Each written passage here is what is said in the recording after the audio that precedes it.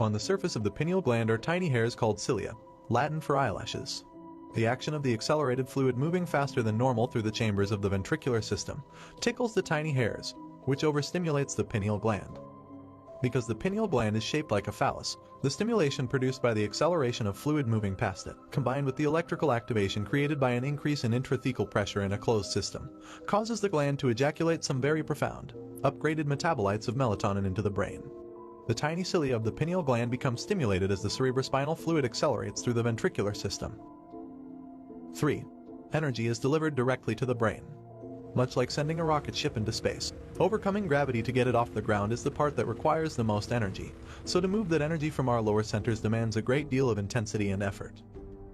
As you know by now, every time you perform the breath, you send charged particles up the spinal column. As these particles increase in velocity and acceleration, they create what's known as an inductance field.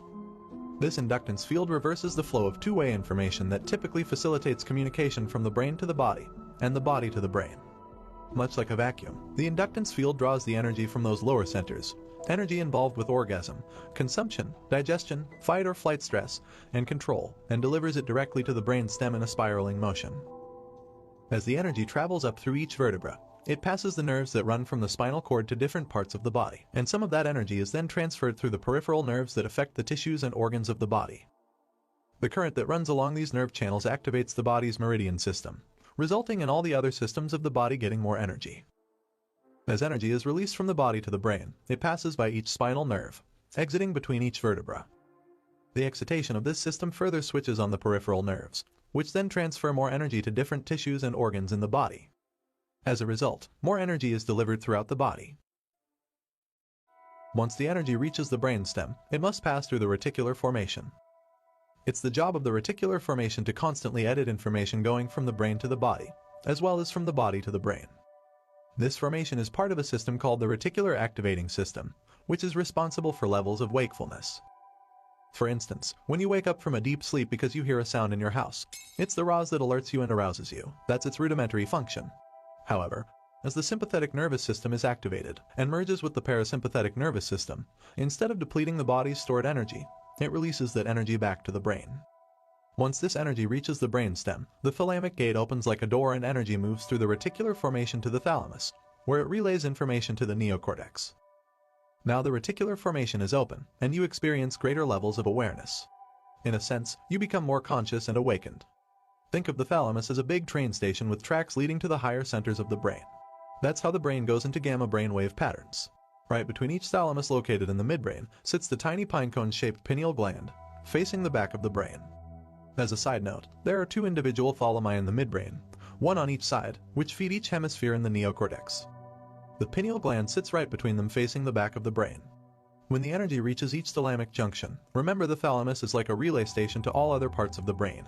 These thalami send a message directly to the pineal gland to secrete its metabolites into the brain.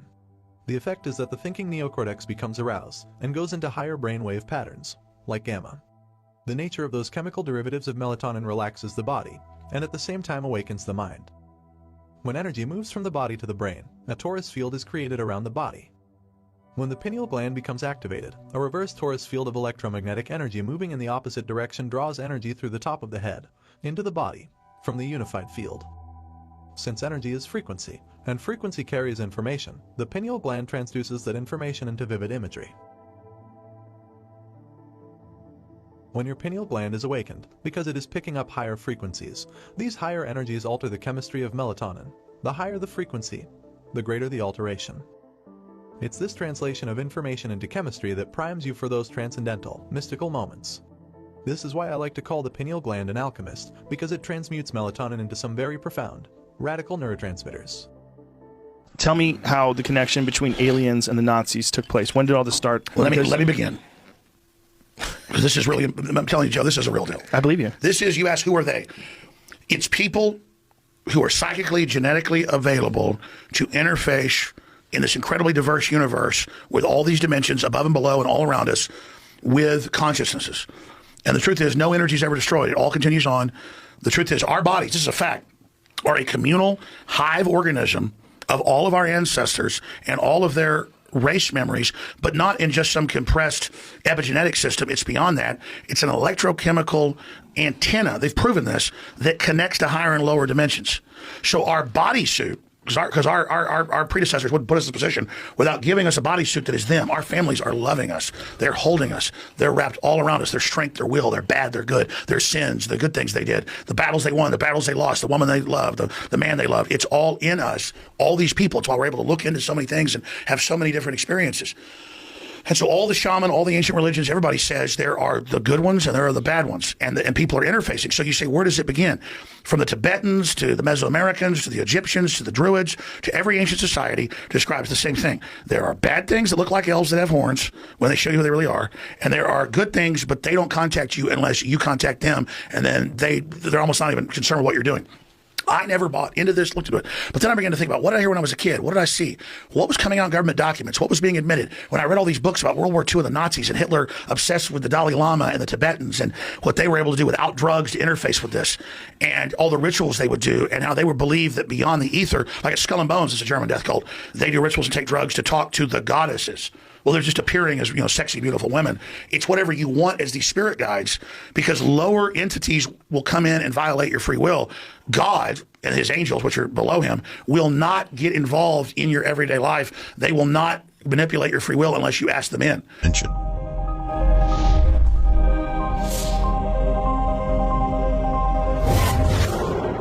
Dear beloved ones, the fifth dimension, it's where you come from, where you go when you die, and where you go when you ascend.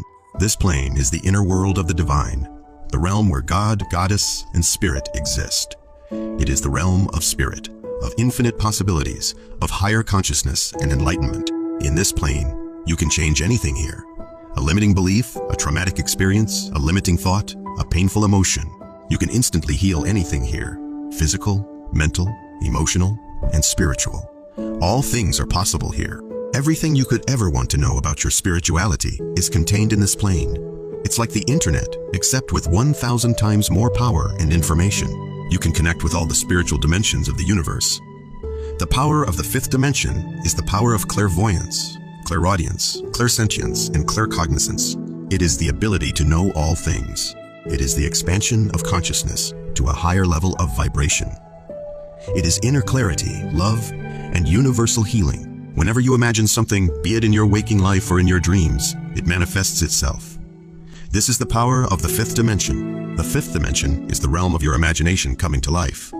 It is where all of your wishes manifest. When you imagine something, the fifth dimension is honing its skills to bring that image into being. Where you see these musical notes are the places where your 12 glands are in your physical body that are primary to your spiritual connection to the cerebral spinal system, for those 12 powers to operate through. Those are not the only glands in your body, but they are the ones that interconnect to give you accessibility to the functioning of those 12 powers and abilities that are reminiscent of the 12 disciples in the scripture, in this code inscribed, in this metaphysical view of your physical, spiritual anatomy. Faith, imagination, zeal, love, life, power, understanding, will, and the crown center or chakra referred to as the Christ or crest or I am consciousness. That's the upper top of your brain, the superconscious level of mind or intellect, where all the right answers flow from in your physical, spiritual form.